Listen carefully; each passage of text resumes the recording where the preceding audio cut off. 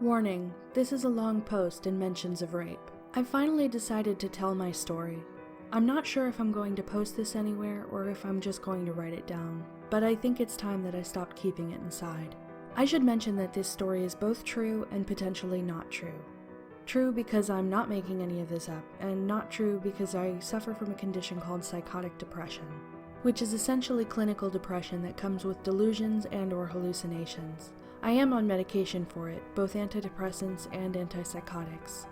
But according to my psychiatrist, medication does not get rid of delusional thinking. I truly believe that I'm a very haunted person.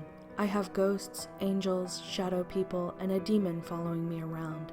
I enjoy the majority of their company and try my best to make them happy. I even went to the movie theater to see a movie that I had no intention of seeing simply because one of the ghosts wanted to see it. Now, to be fair, I cannot see or hear any of the entities that follow me around, but I can feel them touching me and feel their emotions. I love the majority of the entities, and they love me back. I have autism spectrum disorder and do not have much of a social life. With the ghosts, I am never lonely. I'm going to talk about 3 of these entities: Rex, Axel, and the demon. These are all relevant to the story. Rex is not the ghost's real name. I'm not going to tell you his real name because I already seem crazy enough. All that you need to know about Rex is that he lived several centuries ago and that he started some wars in which a lot of people died. This is probably why he has remained earthbound for so many years. He's afraid to face judgment. You should also know that I am in love with him and he loves me back. This is not as ridiculous as it seems. I believe that I am the reincarnation of one of his lovers. Rex has some jealousy issues, I believe, but he's been earthbound for over 200 years. Axel is a more complicated story. If you didn't already think that I'm crazy, you will when I tell this story. One thing that you should know is that I have been diagnosed with Tourette's, and that for some reason it caused seizures, or at the very least, seizure-like activity. The seizures would always be worst in one class, or rather, one classroom. For some reason, during these episodes in this class, I was prone to unintentional automatic writing. One day I got 2 messages. One message was a star, one seen on the TV show Supernatural as an anti-possession symbol. The second message was a sentence that said, "Help me, Axel." I should mention that I sometimes get messages from the shadow people, and one of them informed me that I was in communication with someone in hell. I knew that I couldn't leave him there, so I asked one of the angels that follows me around to pull him out. I have no idea why it worked, but that's when Axel started following me around. He tries his best to protect me from the demon. And now, the demon. This part is a little more difficult to write down. I have no idea if I'm going to share this story anywhere, but if I do, I ask that you not be too cruel in the comments. Yes, there is a good chance that all of this is a result of mental illness, but I can't genuinely believe that it is happening to me. And it is terrifying and awful, and I can't do anything about it, because if I try to get rid of the demon, I might hurt the other spirits. The demon wants to hurt me. He hasn't possessed me or anyone else, and I'm not sure if he can. I believe that the demon is an incubus, working as some sort of bounty hunter or something. He wants the 2 souls, Rex and Axel, that I'm protecting. I feel so embarrassed typing this, but it feels so real. I can't see the demon, but I can hear him in my mind. I can also feel him raping and torturing me. He sometimes makes one of the other ghosts rape me, either through mind control or by hurting me to the point where he'll do anything to make him stop. I don't know how to finish this paragraph. I feel sick as I type this out. You should know that I don't blame Rex. He's as much a victim in this as I am. I really hope that this is all in my head, because recently things took an even darker turn. I was drinking pomegranate water, and I suppose that the demon could not resist a Persephone parallel, because he made me a deal. Among other things meant to protect the spirits, he offered to let me take Rex and Axel's place in hell, but as his mistress. I don't even identify as a woman. I felt trapped. I didn't think I would ever be allowed into heaven, but that is another delusion entirely. Perhaps one day I'll share that story, perhaps not. My point is that I drank the pomegranate water and essentially sealed my fate. I still hold on to a sliver of hope that someone will come along and save me. Perhaps God, perhaps an angel, perhaps some sort of demon hunter. I know that this story is badly written. I'm usually a better writer than this. The point of the story is just to get this off my chest. Perhaps I will share this somewhere. I have no idea where. Just so that people can tell me I'm crazy. Just so that people can reassure me that I'm crazy. I really don't want this to be real, or perhaps someone can help me. There really isn't any type of support group for people who think they've been raped by a demon, let alone repeatedly as I have been.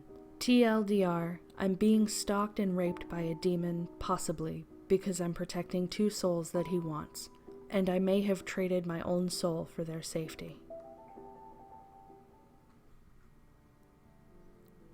Like I've written in many of my stories about me being sensitive or haunted, this is a more recent encounter with the supernatural, and it's in my own house. I have done research of my house and the area I live in, and I'm sure people die all the time. I haven't found horrible deaths that have happened in or around my home, so I do assume it has to be me who's being haunted. But it's not every day. It happens every once in a while, but it mostly happens when I'm alone and my wife and daughters are not home. I have a man cave in my basement, and that's where I spend most of my time when the kids and wife aren't home. Now I have very thin flooring, so you can hear a pin drop from upstairs.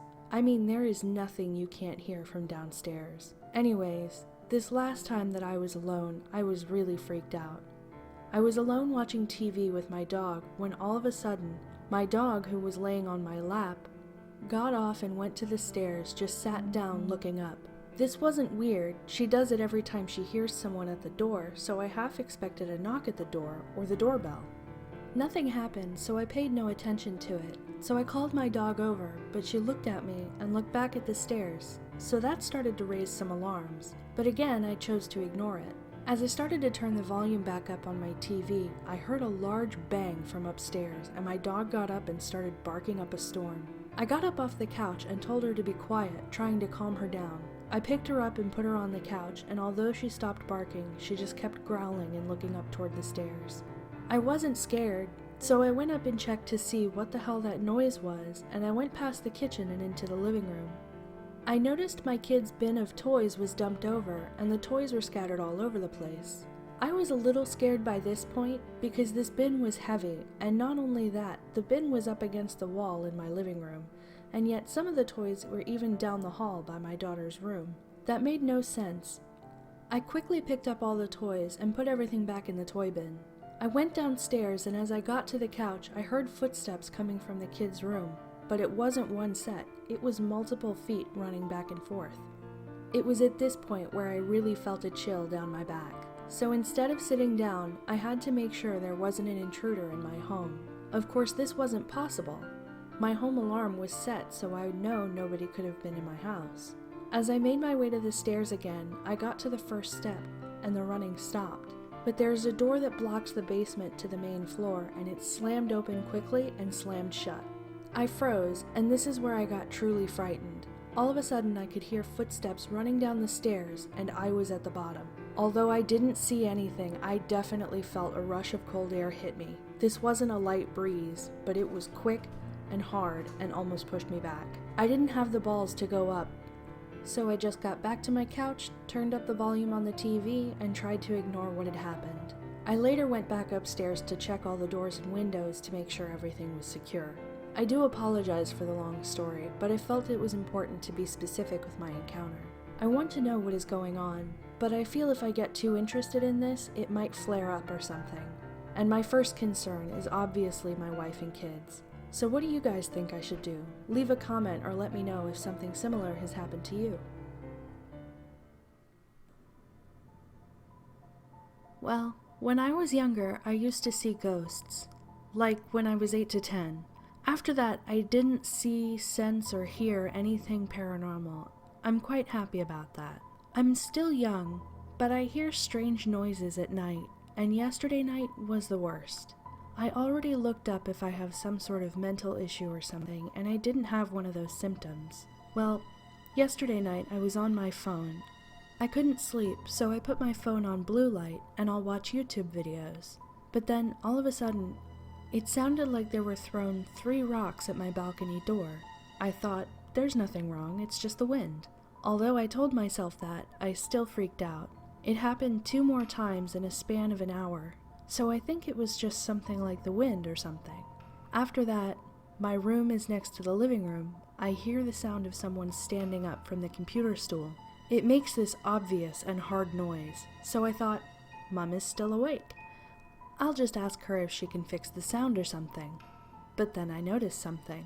The lights weren't on, nowhere in the house. That's so unlike my mother. She always leaves the hallway lights on, and so I needed to go to the toilet, and I freaked out so badly. When I looked in the living room, no one was there. In my parents' room, my parents were both asleep. After that, like 20 minutes later, I can't sleep if I hear strange noises. I hear something fall down in the living room again. It sounded like my medicine for my cold dropped or something. I drop my medicine often. But this time, I was too freaked out to go investigate, so I just stared ahead in my room. And I have glasses, so everything was blurry. Makes it even more creepy. I was so freaked out, I didn't even think about putting glasses on. So after 5 minutes or something, I can't stand looking in my room anymore, and I go on my phone again to calm myself down. Then, all of a sudden, I feel my whole body warm up, like very hot. I had it cold, and then all of a sudden I felt so warm, like a hot summer day. When I was looking terrified at my body, I got cold again. I don't know what that means, to be honest. Then I felt this pressure on my neck. It felt like some invisible rope or something that was tight against my neck. I freaked out and didn't bother looking. A while later, I needed to go to the toilet again, and I looked in the mirror, and I see this red line on my neck. It was all around my neck. I freaked out even more, and then I ran to my room. It could be the choker that I wear, but remember, it's 2 a.m. at night, and I always put my choker so it's not so tight, and the line was too small to be my choker. And with me, normal marks are gone in a half hour at most. I always wear my elastics for my hair on my wrist, and that mark is gone within a half hour. After that, I heard the balcony sound again, and I just started crying. Just out of the sudden, I started crying. Normally, I first tear up, while trying to hold it back, and then I cry, but last night, there were immediate tears pouring out of my eyes. I told myself not to cry, and after 1 minute or something, I stopped already. So I decided to watch happy videos on my phone, so I'll forget everything. While watching, I fell asleep. I woke up at 12 o'clock noon. I went to the bathroom, and I still had the mark. Right now it's 1:39 p.m., and I still have the mark, and it's still tight against my neck. If somebody can help me, please. I'm afraid of sleeping tonight now. Update, July 4th. First of all, for people who say I can't spell, etc., I'm sorry, but my main language isn't English, and Google Translate is no help, so I form strange sentences and stuff. Okay, the real update. Well, there's something wrong, or it feels strange. Since Monday, the night that it happened, I keep saying, the doctor is coming on Wednesday. My dad has something wrong in his knee, and the doctor came in this week, so he needs to stay at home. So if I was happy, the feeling goes away and I just casually say, the doctor is coming on Wednesday.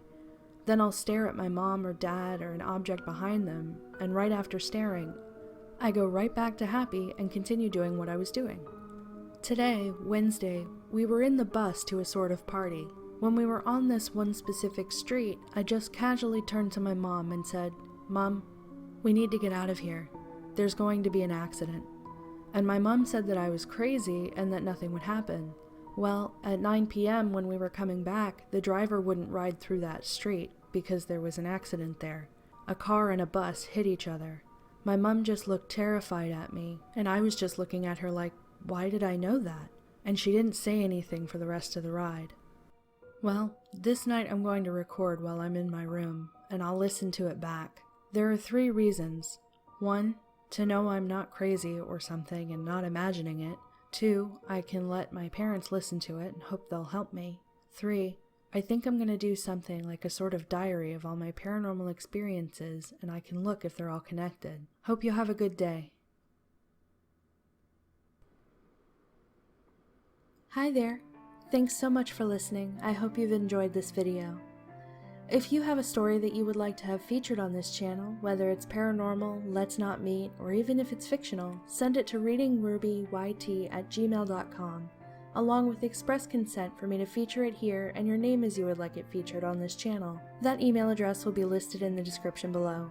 So, leave a like and subscribe if you haven't already. Don't be shy about sharing this channel with your friends who enjoy a good spook, and stay safe out there.